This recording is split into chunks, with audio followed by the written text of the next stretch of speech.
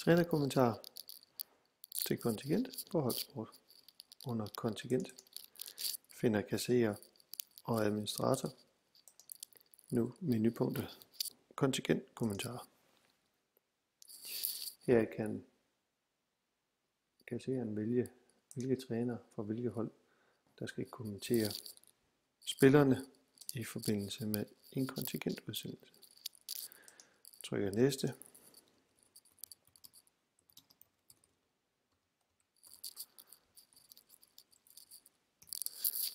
Og sender en e-mail til trænerne, de udvalgte trænere.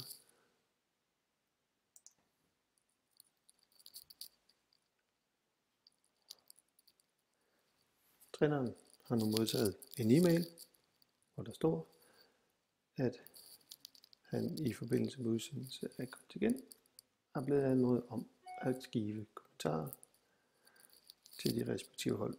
Han klikker på linket i e-mailen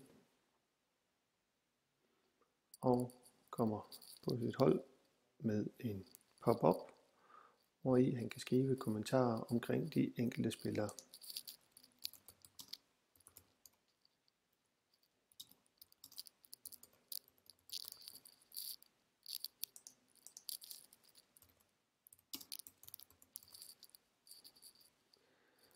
Trykker igennem, og trænerens job er færdig. Når kassereren nu skal oprette et kontingent, går han ind og laver en ny betaling.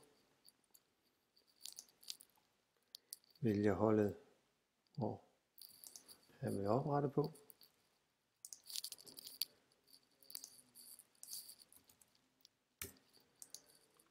Og trykker næste.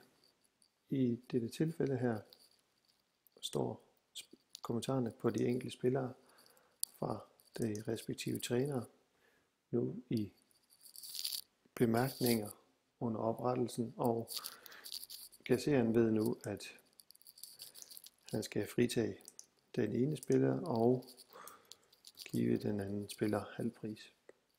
Han trykker opret, og kommentarerne vil nu være slettet.